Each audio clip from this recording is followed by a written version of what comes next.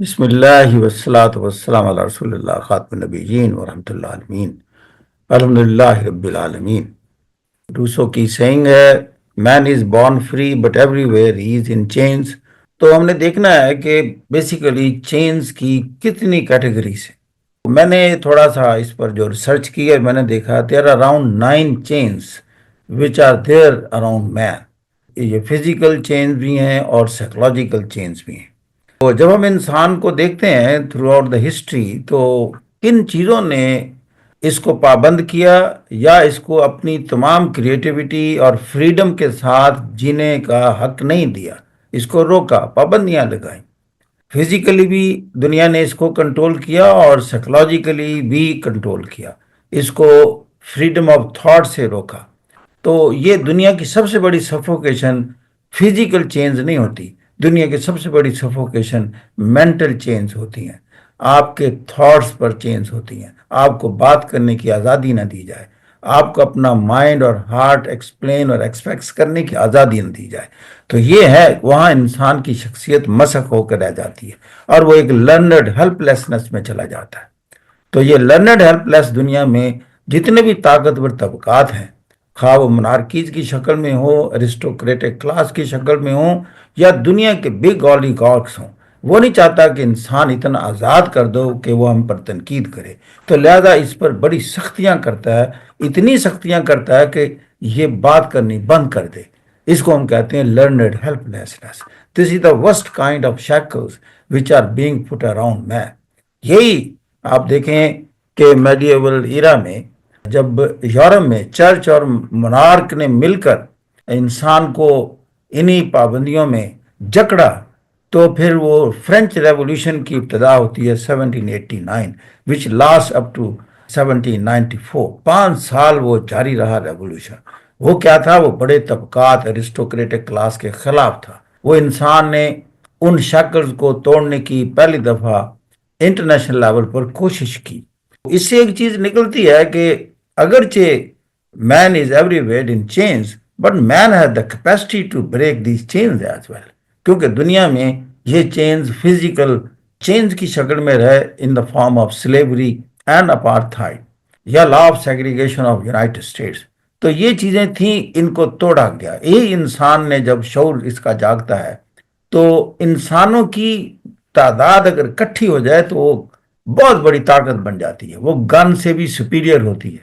Normally گن remain superior over مین، لیکن دنیا میں جتنے بھی پولیٹیکل تھاٹس آئے، انہوں نے انسان کو، جتنے پولیٹیکل انٹلیکچوئلز ہیں، ان کی ایک ہی کنٹریبیوشن ہے کہ سارے دنیا کے انسانوں کو اکٹھا کرو، وہ منارکی کے خلاف کھڑے ہو جائیں، بادشاہت کے خلاف اکٹھے ہو جائیں، وہ ارسٹوکریسی کلاس کی جو ایکسپلائٹیشنز ہیں اس کے خلاف اکٹھے ہو جائیں، اور وہ ڈکٹیٹرشپ اور اتھارٹیرین رجیم کے خلاف اکٹھے ہو جائیں۔ اور فائنلی آپ دیکھیں کہ ویسٹ میں چونکہ یہ موومنٹس آئیں تو وہاں they created an environment where the democracy started creeping into. تو پھر وہاں ڈیموکریسی کا مطلب یہ ہے کہ man should be free now, let the majority of the people اور the major voice should rule the country. پھر دنیا میں اور چیزیں ہیں جو ابھی تک بھی ہیں، جیسے کاسٹ ڈویژنز ان انڈیا، کہ بائی برتھ آپ کہہ دیتے ہیں کہ you belong to the lowly class. تو اس وقت وہ انسان کیا سوچے گا کہ کیا میرا پیدا ہونا اس گھر میں ایک سزا بن گیا، ایک کرائم بن گیا؟ I have been declared untouchables۔ پھر serfdom in medieval Europe and even right now in the third world country in the form of feudal setups۔ پھر ہم نے دیکھا اگر ماضی میں بھی رہیں تو کولونائزیشن اور فیوڈلزم، تو یہ کلونیلزم بھی ایک قسم کی چینز تھیں کہ جس کے پاس طاقت ہے وہ کمزور لوگوں کو فزیکلی اپنا غلام بنا لے۔ پھر ہم دیکھتے ہیں کہ ہم کئی کام مجبوری میں کرتے ہیں on account of cultural and social norms and values. ہمارا جی تو آزاد رہنے کے لیے کرتا ہے، لیکن ہم جکڑے ہوتے ہیں ارد گرد پھیلی ہوئی کلچرل اور سوشل نارمس کی وجہ سے، اور وہ اتنی سخت ہوتی ہیں سوشل نارم۔ جس طرح جو عورت کی آزادی ہے اس کے لیے لیگل ایکشن سفیشینٹ نہیں ہے، کیونکہ جب تک سوشل نارمز کی سختیاں بہت زیادہ موجود ہوتی ہیں تو عورتیں کئی معاملات میں خاموش رہتی ہیں، بچیاں خاموش رہتی ہیں، اپنے دل کی آواز بھی نہیں نکال سکتی، اس لیے کہ اس معاشرے کی کلچرل ویلیوز یا اس فیملی کی جو نارمز ہیں وہ اتنی اسٹرانگ ہوتی ہیں کہ وہ سرنڈر کر جاتی ہے۔ پھر یہ ہے کہ بائسڈ اینڈ اسٹیریوٹائپ کریکولمس۔ اب یہ ہے کہ دنیا میں جیسے میں نے کہا نا طاقتوروں کی دنیا ہے، ارسٹوکریٹک کلاسز ہیں، وہی آپ کے کریکولم ڈیزائن کرتے ہیں۔ وہ چاہتے ہیں کہ جو سبجیکٹس ہیں، معاشرے کے لوگ ہیں، ان کو کس طرح کے مائنڈ سیٹ میں لے جایا جائے۔ جس طرح آپ دیکھیں سب کانٹیننٹ میں جب برٹش تھے تو لارڈ مکالے کو کہا کہ آپ ایک نظام تعلیم وضع کریں۔ اب اس نے جو نظام تعلیم وضع کیا وہ اس سے ڈیفرنٹ تھا جو ویسٹ میں ان کے ملکوں میں تھا، جہاں انسان کو آزادی سے بات کرنا سکھایا جاتا تھا۔ اب چونکہ ایک غلام ملک میں نظام تعلیم دینا تھا تو ان کو اس طریقے سے بنانا تھا کہ وہ ان کے اچھے سرونٹ ثابت ہوں، تو لہذا اس نظام تعلیم میں وہ چیزیں آئیں۔ کئی ابھی تک ہم اس میں لبریٹ نہیں ہوئے، اس لیے کہ سبسیکوینٹلی جب یہ اقتدار ٹرانسفر ہوتا ہے مسلمانوں کے یا جو بھی دوسری کمیونٹیز کو وہ ہینڈ اوور کر کے گئے، ان میں جو پیپل ان پاور وہ بھی فیوڈل لارڈز اور معاشرے کے طاقتور طبقات ہی حکمران بنے۔ اب انہوں نے بھی کہا کہ اس کی کنٹینیوٹی رکھی کہ یہ ہمارے اسی طرح غلامی یا یس مین کہنے والے یا ہمارے سرونٹ کے طور پر رہیں۔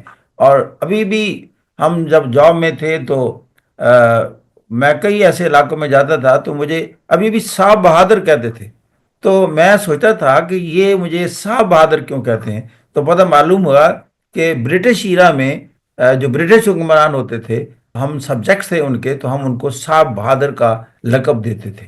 اس کا مطلب کیا ہوتا ہے کہ اس ایجوکیشن سسٹم میں بیسیکلی وہ رکاوٹ ڈالتے ہیں کریٹیکل تھنکنگ کو، کہ ان کو نا کریٹیکلی کسی چیز کو انالائز کرنے نہ دیا جائے، ان کو کوشچن کرنے سے روکا جائے، اور ان کو اس سے بھی روکا جائے کہ ہمارے کسی ایکشن کی ریزن نہ پوچھیں۔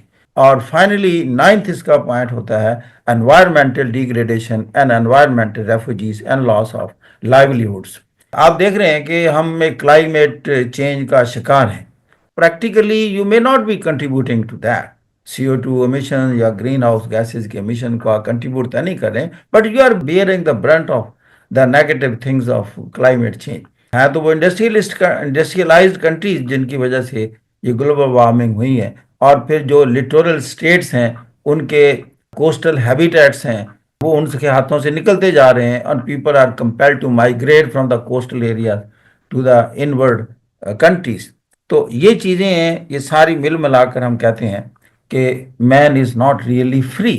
لیکن جو میں نے بیچ میں تھوڑی سی ایک بات کی کہ جب انسان میں شعور ہوتا ہے تو وہ کسی نہ کسی طریقے سے ان تمام شکل سے نکلنے کا انداز نکال لیتا ہے۔ فرینچ ریولوشن کی میں نے مثال دی تھی، وہ ایک بہت بڑا انہوں نے ڈنٹ کریٹ کیا، اور وہ ڈنٹ کی وجہ سے یورپ چینج ہو گیا۔ وہاں ڈیموکریسی اپنی بہت سارے بینیفٹس کے ساتھ اور بیوٹیز کے ساتھ ہمیں نظر آتی ہے، لیکن وہی ڈیموکریسی سے ہم بہت دور ہیں تھرڈ ورلڈ کنٹری میں۔ ابھی یہاں طبقہ اشرافیہ اور پاورفل طبقات دے believe the subjects to remain in the learned helplessness and tightly chained, I mean, psychologically and physically.